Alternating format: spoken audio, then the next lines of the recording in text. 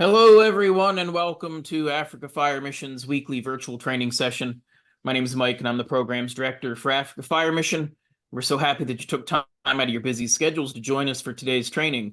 Today, we're talking about bone and joint injuries, tissue injuries, with Cyrus Kalemungorok. Cyrus has been doing some trainings for us and is one of our volunteer fire safety advocates with Africa Fire Mission. And we're grateful for him coming today to share some knowledge with us. Before we get started, just a couple administrative notes. If you stick around for at least 70% of today's training, which is usually about 40 to 45 minutes, you'll receive a certificate of attendance for today's training. Keep your eye on the chat. I'll post a link where you can find our Google Drive, where we have a recording of today's session and all the other trainings that we've done earlier in the year. If you watch those videos, answer a few questions about what you've learned, I can get you a certificate of attendance for those courses as well. Before we get started with today's class, I'm going to pass things over to Jose Najiri. He is Africa Fire Mission's Fire Safety Officer, and he's going to share a few words of encouragement. Thank you so much, Chief Mike, and thank you so much, Cyrus, for coming in through today. And for you, we truly appreciate you that you can be able to spend your bundles and also your time. I'd also encourage you to invite your colleagues at work to share the screen with you if they do not have bundles and they get to qualify for a participation certificate. You know, I've been just thinking about one thing this week, and that was in line with how do I get my work to be more effective and to be more viral, or rather get to more people. And the word that came through my mind was collaboration. You get to achieve more when you get to be in partnership with others, you know, and when you collaborate with others, it's a sense of you getting to, number one, trust them. Number two, you scale up from the knowledge that you have, either you've been given by them or you shared it to them. And I just came up with some few things of benefits of collaboration. How do you benefit when you collaborate? Yeah, of course, there are some disadvantages of collaboration, but today I will actually just dwell on the advantages or benefits of collaboration. Number one of the benefits is problem solving. I remember one time when I was trying to learn about how to train on gas cylinder safety, and I was with Cyrus Kalemungorok, and we were just here in the office, and we were wondering, how do we get to teach people on the actual fire? This fire, the regulator has misbehaved, so how do we get this skill to them? With several attempts, we got to burn our fingers, and we got to honestly hurt ourselves, which I do not advocate. But then we got to solve some problems. And by us having to trust each other through the collaboration, we got to solve so much, and that's actually what we're currently using to take it to the masses. Yeah. And the number two benefit of collaboration is actually skill sharing. We got to actually share some skills together on many items on a certain thing. You might be doing some ropes and all that, but by actually just sharing that, collaborating, you get to share. And the last one, and not the least, is engagement.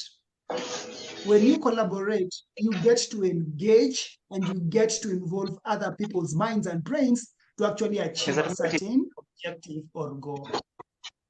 I'm going to share more on the chat, and those are just the three, and then you can get to see the importance of collaboration. Back to you, Chief Mike. Thank you, Jose. We appreciate you and appreciate everything that you do to help assist with the firefighters throughout Africa and doing their jobs. All right. Before we get started with our training, just one more note when we wrap up at the top of the hour. We'll move into our tea time. Jose hosts the tea time. It's a time where you can ask questions about today's training or discuss anything else that may be on your mind. It's a great time to do some networking with your fellow firefighters throughout Africa and share your experiences and what's going on with you. So I encourage you all to stick around for that as well. Without further ado, I'm going to pass things over to Cyrus to get us started with today's training. Okay, thank you very much, Mr. Mike. I hope now you can put my notes on the board so that we can be following step by step.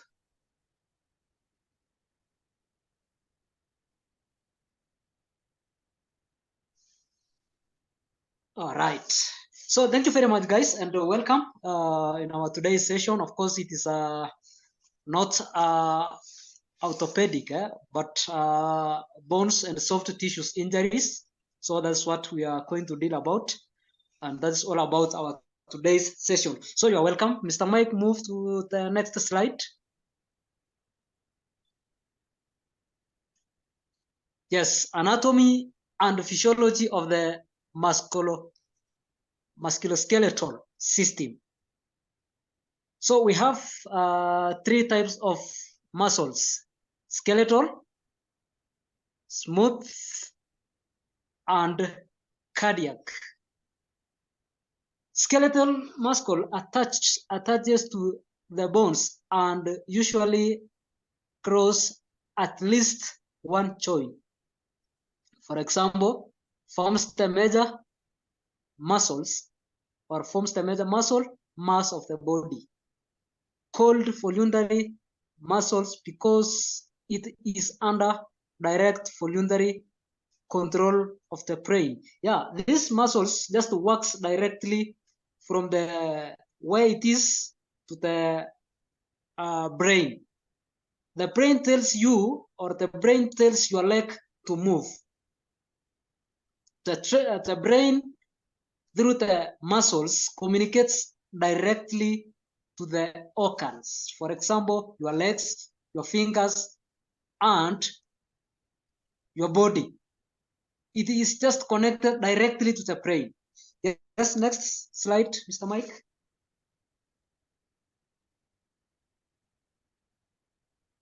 Yes, it is all about these muscles, where you find it on the chest, heart, at our thorax, at our legs. So when you can see here, it's a cardiac muscles. It's just within the heart, right?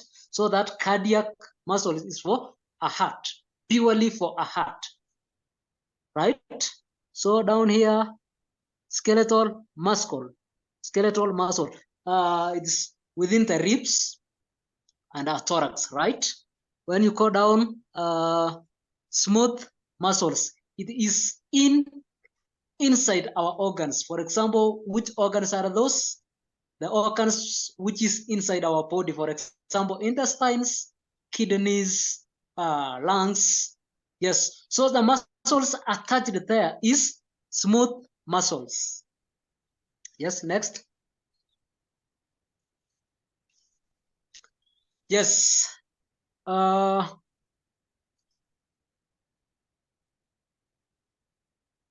Another one is trapezial nerve, spiral. All skeletal muscles are supplied with arteries, veins, and nerves. Skeletal muscles tissue is directly attached to the bones by the tendons. The muscles also being attached with the bones. And what makes them to be attached to the bones? There is this cells or another muscle being called tendon. Tendon is the one making the muscle to be attached to the bones. The muscle cannot attach itself direct to the bones, but there is this another layer known as tendon attaches itself to the bone and later to the muscle, right? That's all about the muscle and the bone, the connectivity between muscle and the bone, right? Next. Yes, smooth muscles performs such of the automatic work of the body. For example, not under voluntary control of the brain. Contracts and relaxes to control the movement of the contents within tipular structure. Yeah, it cannot be working together with the brain, but it is their work is just to contract and expand during the process how the organs are working. All right. So next, cardiac muscles is especially adapted involuntary muscle with its own regulatory system. Yeah, it has its way of doing their work. It cannot just being forced to do or forced to work. It is a voluntary. It works it automatically, right? That's what that's the word I can use it. It works it automatically. It sends it out its own self outside to work, right? So it works as it is not being instructed by any kind of nerves. So they are voluntary. They will just do it automatically. Yes, that's how the cardiac muscles works, right? When you check inside the heart, the pump, how the heart pumps, that's a voluntary. It is not being instructed by any other nerves, but it is a voluntary, right? So next, the skeletal. Yeah, we are now dealing with the skeleton. The one was just introduction of muscles, right? But this one now is about bones, and that's a skeleton. What is the work of skeleton in our bodies? Gives us our recognized human form. Yeah, it gives us to look in a complete human being. It gives us that figure so that we can be called a human being, not a monkey. Yes, even a monkey, they must have a complete that way of structure given out by the bones. So that's the work number one of the bones. It gives us a complete structure form of human being. Number two, protects our vital organs. Yes, it protects our vital organs. Which are those vital organs? Intestines, lungs, heart, and even rectum. Both all are the vital organs. Even the brain itself, it is a vital organ. It must be under a bones. It must be protected by the bones. Another one is allows us to move. Yes, bones helps us to move by walking, by crawling. Yeah, that all movement must be done by the bones. Without the bone, you can't move. Without the bones in our body, we can't do anything, right? There is no any movement. The bones must be complete, right? Produces blood cells. Yeah. Bones also produces cells that can formed in our blood, right? So what are those cells? Bone marrow, also white blood cells, and maybe, yeah. So those cells are being produced by the bone marrows. It is purely produced in our bones. Made up of, what is the number of our bones? Remember that there is a difference between adults and infant. So in adult, we have 206 bones. That's an adult. And infant, or a baby, has 306. When they become old, the bones will reduce to 206. Remember, when the baby is still young, some other bones are not being yet completed, formed to be a bone. All right? But when they are growing up, the bones are now coiling itself and turning itself to be original bone, and that's why the number is being reducing. And finally, an adult person has 206 bones. Yes, next slide, please. Yeah. So here we have meta parts of our body and meta bones in our body. For example, we have head. Of course, it is a skull. Down here we have shoulder girdle, and we have pelvic. We have lower extremities. You cannot be called a human being without this structure. Of course, when now we bisect a human being into 3 parts, we say we have upper extremities, and that is hands, the part that this moves, the parts that moves up and down. So that is a hands, purely hands. We call it upper extremities. And lower extremities is all about legs. I don't know whether we can ask ourselves this question. Does our waist or hip move? Not sure. You can answer yourself. So we have a pelvic. The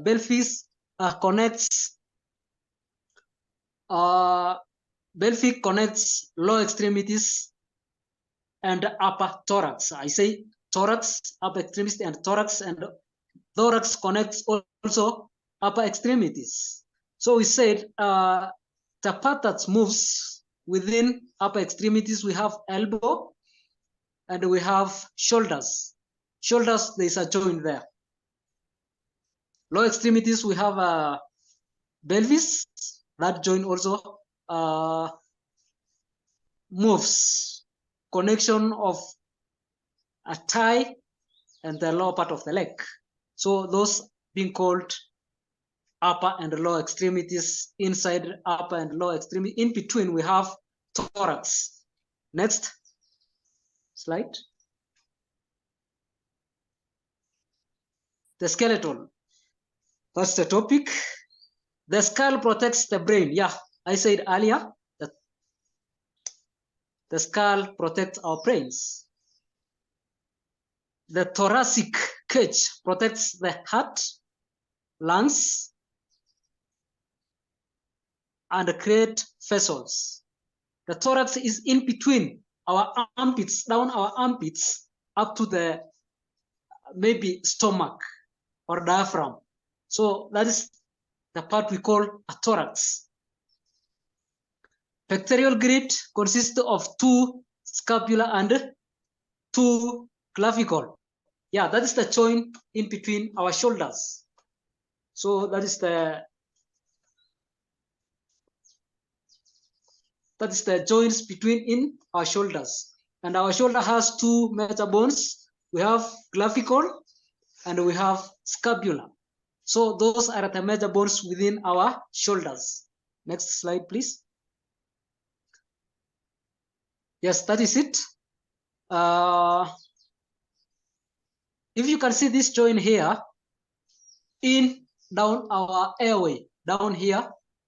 So there is a bone here. If you can touch, we call it a collarbone or clavicle collar, or we call it a clavicle bone. Collarbone or clavicle bone. Yeah, you can touch it. So the joint between your airway here, you can just confirm it. Inside, down your airway, there is a joint here. After the bone that goes to your left or to your right hand. So in between there is a joint being called sternoclavicular joint.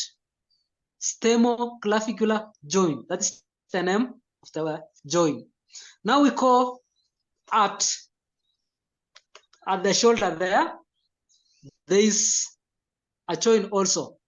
The name of the joint is acromioclavicular joint. Acromioclavicular joint. That is the name of the joint. And down there we have the bone that connects the scapula and the the collarbone. That bone is being called acromion process. And down, the connection through that connects between the joint that connects between the scapula and the humerus bone. So that joint there, there's a joint and there's a bone. The bone that rotates inside there is being called glenohumeral shoulder joint. So that's the joint, and the bone is being looked, it's like a round, it's like a ball. Yeah. So that rotates inside the socket of a scapula. So the joint there is being called glenohumeral joint or a shoulder joint. Now, when you come to your chest, the bone in between your ribs, left and right ribs, we have a bone there being called sternum. And at the top of the sternum, near to our airways, there is also a bone there, a bone that looks like a V. If you can touch yours, it's like a V. All right. So that bone there is being called manubrium. Right. That's the process about the thorax. That's a connectivity between the thorax and the shoulders going upward to the skull. Right. Next slide, please. Yes, that is it. It is just they have just splitted from the ribs, and we have talked about that. We can just move to the next. Yes, that is it. The upper extremities ends from the shoulder to the fingertips. Yeah, from the shoulder to our fingertips. So that is being called upper extremities, composed of arm, humerus, elbow, forearm, radius bone, ulnar bone, wrist bones, hand, and fingers. Yeah, that's a complete process of upper extremities. Next slide, please. Yes, at the tip of the upper extremities. So we have these bones.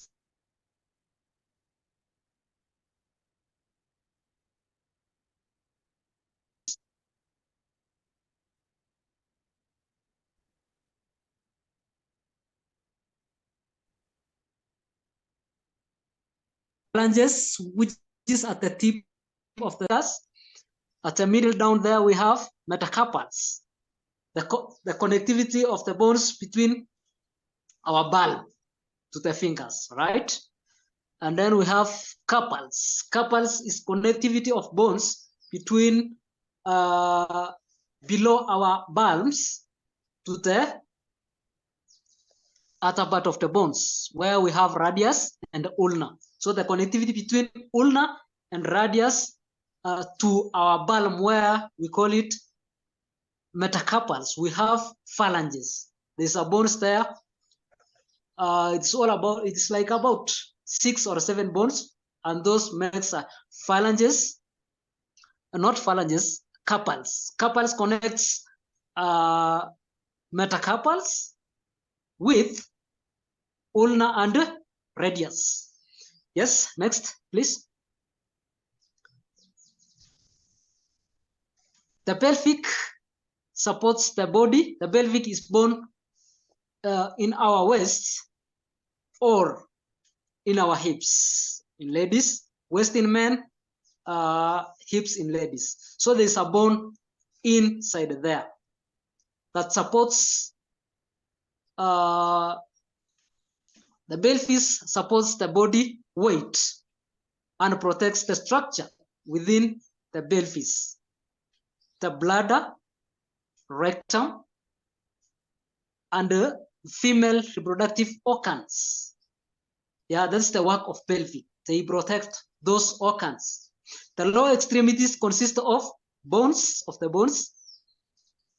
the thigh, leg, and the foot. Yeah, that's connectivity. The connectivity now of a pelvic to lower extremities. The pelvic connects lower extremities through thigh bone, leg, and foot. Yes. So next slide, please. Yeah, that is it. When you see up there, there's a pelvic. Of course, that pelvic can be called hip or waist.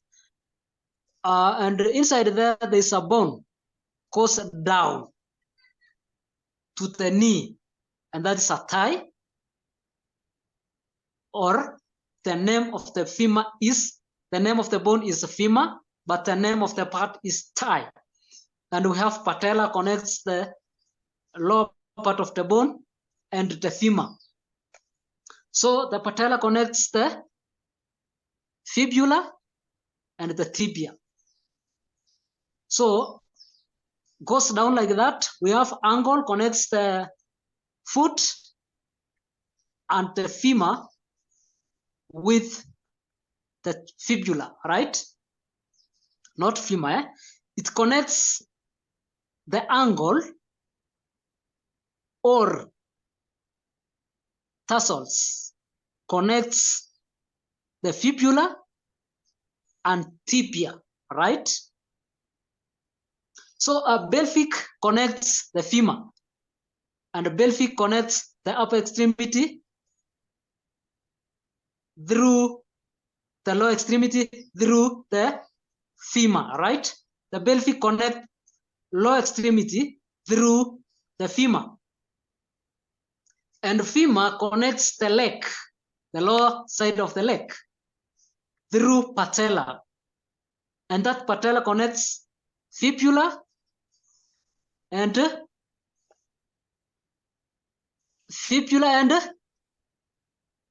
tibia, right? So the tibia being connected by angle to the next part, foot, we have tarsals, right? So next move, that's the connectivity in between the pelvic, femur, and that is a complete lower extremities. Next, Mr. Mike. Yes, that is it. We already talked about that.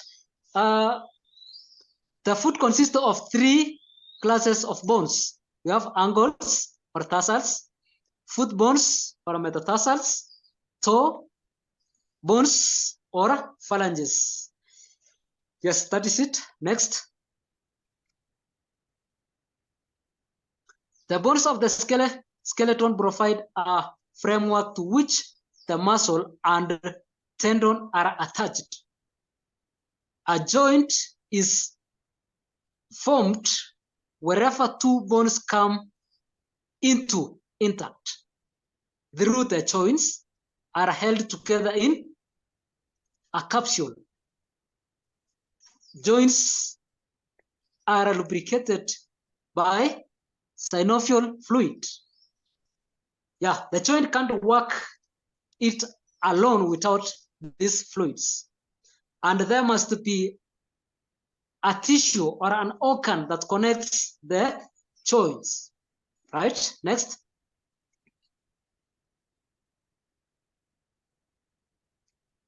So now this, we talk about the injuries now. We are done about the structure. Now we are going to the injuries. So musculoskeletal injuries, we start with the muscle injury. A fracture is a broken bone. Potential complication is compartment syndrome. Potential complication is a compartment syndrome. A dislocation is destruction of a joint in which the bone ends are no longer in contact. Yes, there's 2 different types of injury. We have a fracture and we have a dislocation. Dislocation is a disconnectivity in between the joints, and fracture is a broken of a bone. Yeah, that's the simple terms. Next. slide, please. Yes, as you can see here, the first picture here with the flesh, that's dislocation. And that's how it looks when it comes to the bone. That's how it looks at the picture number 2.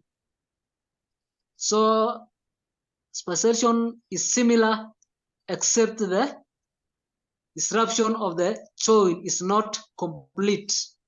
Yeah, like the other one, the destruction is not complete. The bones are still attached. A fracture dislocation is combination injury at the joint.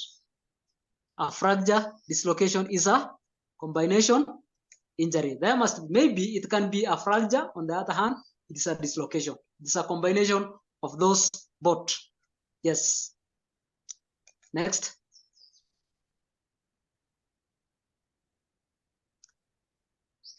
Yes, a sprain. Now we have these two terms. We have strain and sprain. So a sprain is an injury to ligaments, articular capsules. A sprain is an injury to ligaments, articular capsules, synovial membrane, and the tendons crossing the joint. Surely, this is a pure injury at the joint. This sprain is injury being formed at the joint. It is a dislocation. Another name of sprain is a dislocation. This, what about the strain?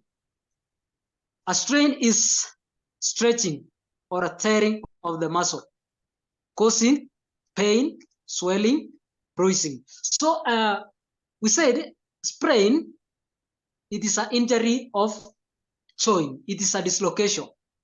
And strain is an injury of our muscles.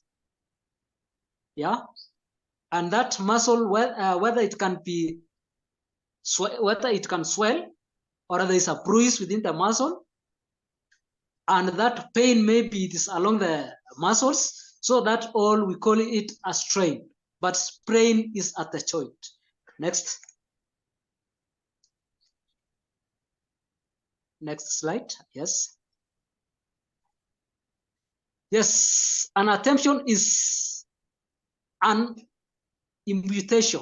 Another name here is imputation. Imputation is an injury in which an extremity is completely severed from the body. Amputation is whereby part of the body, maybe your hands, your legs are no longer attached with your body. We can collect your leg far away from your body after maybe you involved in an accident or after patient being involved in the accident. So whereby you can't find the body being attached with the other parts of the body, like legs, hands. That is what we call amputation. Injury to bones and joints is often associated with injury to the surrounding tissues. The entire area is known as the zone of the injury. Yeah. After being, maybe after your leg being away from your body, the area now where it remains intact with your body is being called the zone of the injury, right? Let's, if your thigh is no longer together with the pelvic, if your femur is no longer together with the pelvic, so the area where there was a disconnectivity, we call it the zone of the injury. Yes. Next.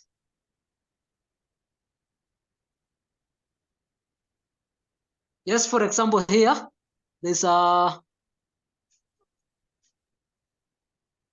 there is a shoulder. That's a shoulder. That's a shoulder, and that shoulder maybe there was an injury in between the arm and the part of the body.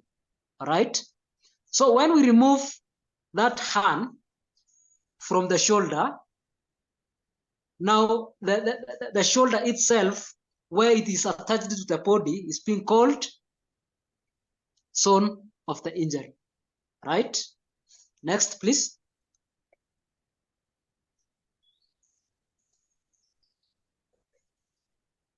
Mechanism of the injury. Significant force is generally required to cause fracture and dislocations. Yeah, significant of the force being used. Maybe this person fall from somewhere.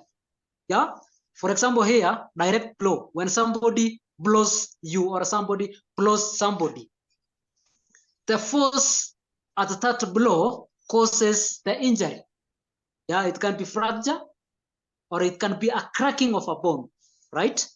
Indirect force, maybe there was an impact, maybe from the vehicle to the ground, and now vehicle to the ground, or vehicle to the ground, and this impact from the ground at the vehicle goes to the person.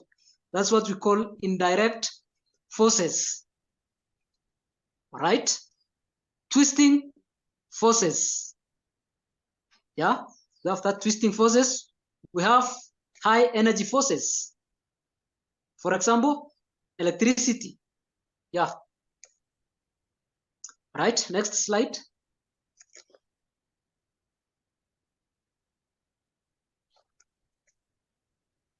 Now fractures.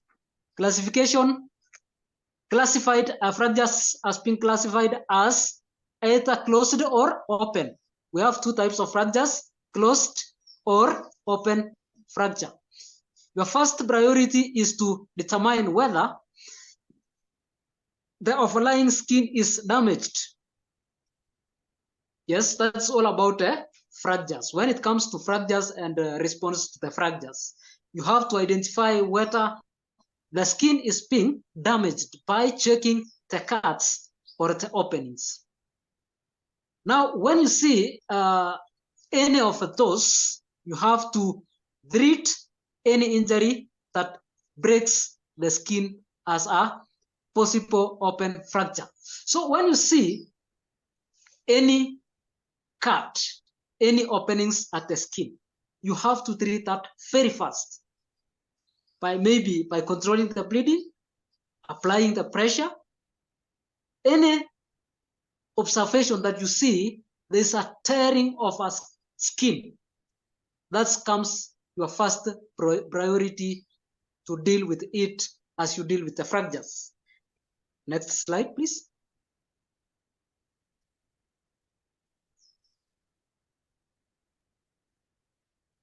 Yes, fractures are described by whether the bone is moved from the normal position. For example, non-displacement fractures is a simple crack of the bone. Yeah, when the bone is being cracked, it cannot move from the normal position. It can just crack while it is still intact there, right? Displacement fracture produces actual deformity or distortion of the limb by shortening, rotating, or angulating it. Yeah, displacement of the fracture. When the leg is not intact, when the bones that connects the legs is not intact, this person, they can limp sometimes, they cannot move because there is a displacement of that bones from one another. So it cannot work in a normal position, right? Next slide.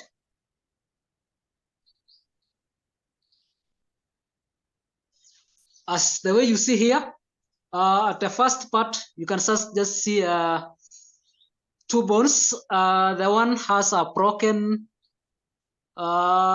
injury, yeah, has a broken injury. The bone, the smaller bone has broken, and the second bone there has a crack. The third bone has completely displacement from each other. that part is completely away from the other one. And the other one, maybe they are still intact.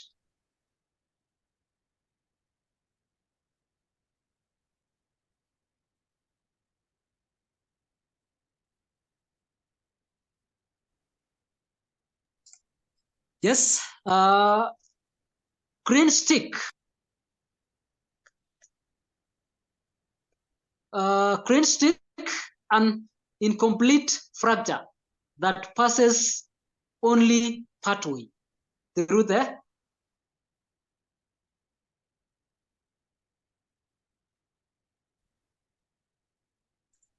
we have another word here, communicate. Communicate, a fracture in which the bone is broken into more than two. Yeah, the bone itself has got so many cutways. It has broken into 3 times or 2, 4. Yeah, that's what we call communicate. Pathologic.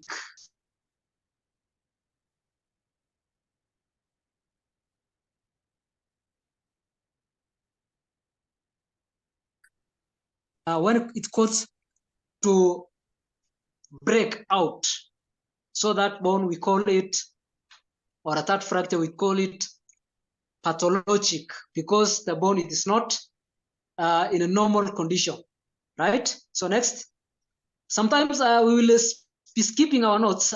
Somehow at some point we will skip these notes. All right, so Mr. Mike, next slide. We have this oblique, a fracture in which the bone is broken at an angle across the bone. And then we have transverse, a fracture that occurs straight across the bone. Yes, next.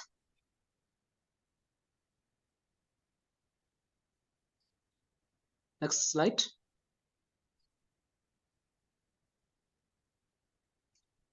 Yes, we have spiral. Spiral, a fracture caused by twisting force, causing an oblique fracture around the bone and through the bone. We have complete, a fracture that does not run completely through the bone. Next.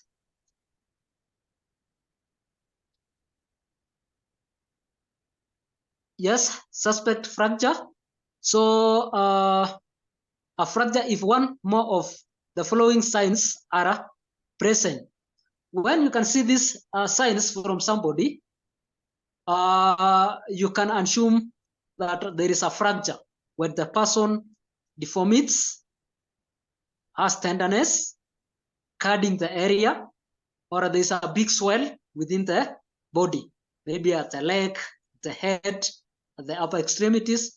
When you can see these signs,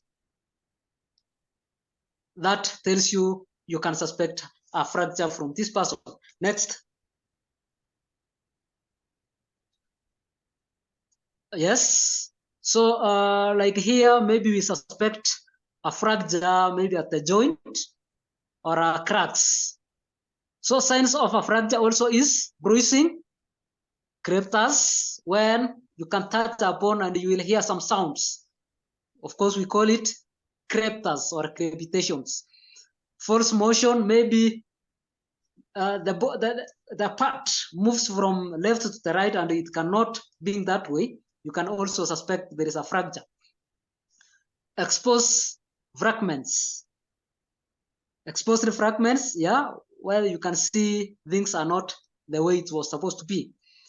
Pain, this person must be in a very, very high pain.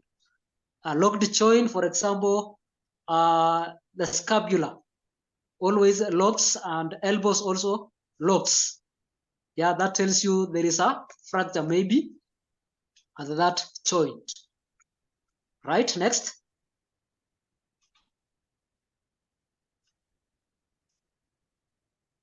Next, you can move it.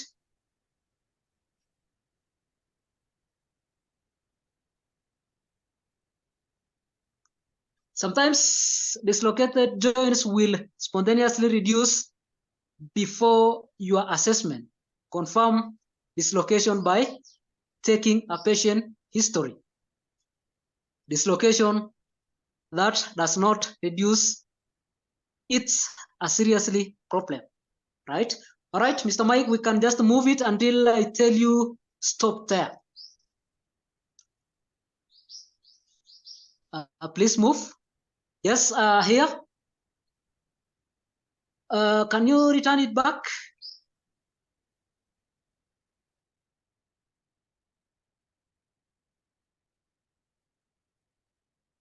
Locate has dislocations. Maybe fracture also is there. So when you can see this movement of the finger, it is not that normal. So that's what we call a false motion, right? This finger, it is not the way it's supposed to be, right? So that is a completely false motion. Yes, Mr. Mike, you can move it. We've got about 5 minutes left. If you wanted to just give us a brief overview of what we should quickly do if we encounter a fracture or something like that, and then we'll wrap things up. Yeah, I just want to skip to somewhere, and then I just finish on, yeah, all about sprain. Move on. Right, can you go move on? And maybe you can just stop there. So how to treat these fractures and musculoskeletal injuries? For example, I'm not now focusing on the notes. I'm just away out of my notes. Since that slides has so many notes and has a deep explanation, we don't have that time to complete the slides. So number one, you do what we call primary assessment. When you see a person is lying down, and maybe you can just maybe suspect this person fall from somewhere. What you can do is a primary assessment, synthesize up very fast the dangers within the patient, the dangers between you and the patient. Now you apply what we call Dr. APC. Dr. APC stands for airway, B stands for breathing, C stands for circulation. Since we are dealing with the bones injury, you go direct to the circulation. Where you see any cut, you just treat the cut by controlling bleeding or something like that. After controlling bleeding, or you see the fracture is not open, you just make sure your patient that you talk with the patient very fast after doing the primary assessment. You assess the area and the condition of the fracture that you can see, right? And from there, you just tie up the fracture by using the dressing. And the dressing might not the one we tie, but you use available resources. For example, the cloth of the patient. You can tie the shirt, you can tie the jacket to close the fracture and make it you try to pull it as the way it is supposed to be at the position where it was, and now reinforce that area by applying the spleen, something that it can support the fracture. Support the fracture so that the parts cannot move from any direction. Make the fracture to be intact with the other part of the body. Now you control it by supporting it. Either you can use a box, you can use a stick, you can use a spleen if you have it to support the fracture within the leg or the hands. Number two, if it is a sprain, these are dislocations. Dislocation, you just cool the area. You can just try to pull whether maybe dislocation, maybe the joints will go in together. But don't make sure that you just pull. You can pull with a small force and you can pull it as the way you are not trying to fix as a doctor. You're just doing some first aid. You're just trying to fix whether the joint can return it easily. But it cannot, if it is not returning it easily, please just control the pain by applying the ice when you have it. or if you have a cool water around, look at polythene paper, put the water inside, and then just cool the area by touching that water to the area where it has a dislocations. And after that, just raise the leg and apply the dresses, right? Those dressing materials, and elevate the leg, if it is a leg, or the hands, try to elevate it to reduce the circulation of blood and the pressure of the blood. All right. So that is all about it. And yeah, and that is the end of our today's session. If you have any question, we still have that discussion time. You can just still ask some questions if you have a question. Since these musculoskeletal injuries are too wide, it needs about a week for you to complete a full training. But here as today, we're just dealing with the part that we are going to deal with it at the ground as a firefighters and first responders. So we say you use this acronym known as ICE, right? ICE. So we say after maybe controlling the bleeding, applying the pressure, or maybe like that, you just identified the dislocation or the fracture. We say elevate the leg. So in that ICE, I stand for elevation, elevate the injured area. If it is a hand, you just tie the fracture and elevate to reduce the pressure of the blood movement. If it is a leg, control that fracture and elevate as you do the proper transportation to the hospital. So that's elevation. And then C stand for, yeah, so that's the process about it. Elevate the victim, and then let the patient rest as you transport to the hospital. Back to you, Mr. Mike. Thank you very much, Cyrus. We appreciate you coming and leading today's class. Those slides have a whole lot of information, and there's a lot more there available. So I would encourage you all later on today to take a look in our Google Drive folder that I posted a link to a little bit earlier in the chat. And you'll be able to find a copy of that presentation so you can get some more of that in-depth information if you're interested. We're going to wrap up the formal portion of our training today with a thank you to Cyrus for being here today, taking the time out of his schedule to come and join us to lead today's class. And thank you to all of you. We don't take for granted the time that you take out of your schedule and the money that you spend on your bundles so that you can be here and get this extra training. So it's much appreciated. We've got plenty of seats here in the room. Please be sure to share with your friends and colleagues that may be interested in our trainings. Share the registration links. You can find those at africafiremission.org under the resources section. We hope to see all of you again next week.